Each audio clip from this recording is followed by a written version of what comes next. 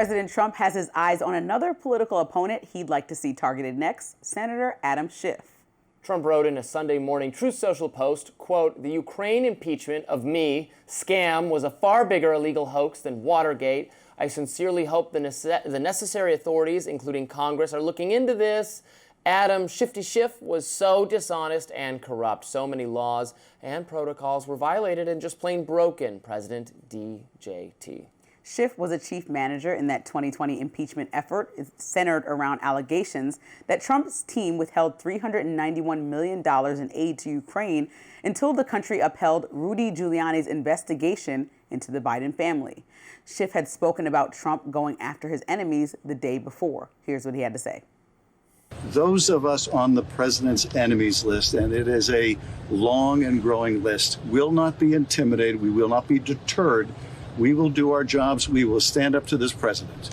And I would also say to my other colleagues across the aisle that this president's animosity, his vengeance, his disregard for the democracy that has been our proud legacy will not protect you.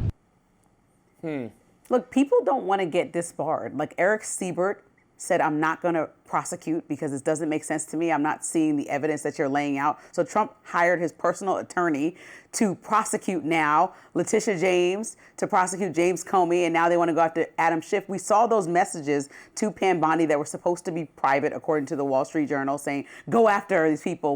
What's taking so long? And it's like, this is not your personal law firm for retribution, for you to figure out how to go after people. Criminal wrongdoing. No, so you know what? And I enjoyed our conversation about, because I want to talk about Shifty Schiff, but I also want to talk about Letitia James, because I actually liked our conversation last week, and I was like, you know what?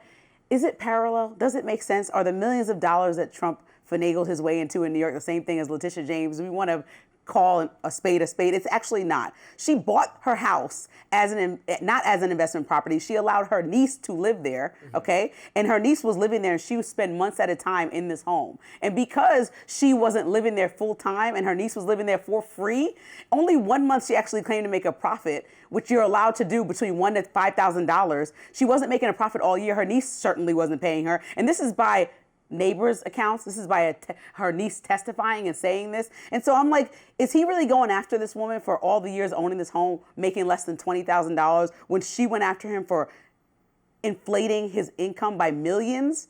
Okay, and getting loans that he wasn't equipped to get because he lied about his income? I think they're two different things. And he's asking for jail time, and she was having a civil case. And I'm just like, these are not apples to apples. This is generally never a federal charge for 20 grand. Like, that is even preposterous that we're going after Letitia James for 20 grand. No, 20 grand is a lot of money, but we're not talking about federal charges, right? Somebody local can look into that. He is wasting resources going after his political enemies, and I think that you should be ashamed of that, especially because the Nobel Peace Prize that you're asking for, this is not peaceful, to get people back in the same way that you think they got you, even though the charges are not similar in any way, aside from the fact that somebody is getting, taken advantage of financially, somebody by $20,000, even though she gave the house to her niece. And somebody's taking advantage of banks and having them give you loans that are way outside of the range that you're actually making. I don't think that those are the same charges. And I think that you need to, the same person requesting a peace prize needs to have peace and not go after political people, especially if they feel like people had a vendetta against them, and do the same thing. Sure, the floor is yours. You got 60 seconds. If she's innocent, she's innocent. I haven't looked into the matter closely enough. The allegation is that she described it as a second home and rented it to this family member.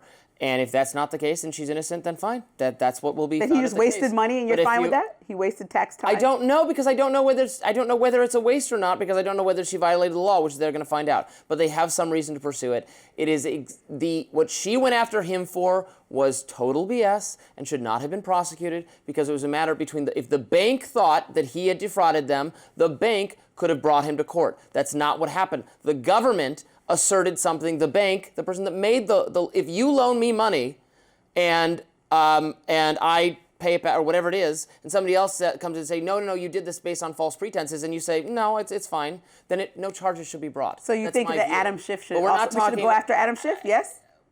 Adam Schiff received a blanket, I think it was a bad idea, he received a blanket pardon from President Joe Biden for the January 6th stuff. My understanding is that doesn't apply to the earlier initial impeachment over the Ukraine thing.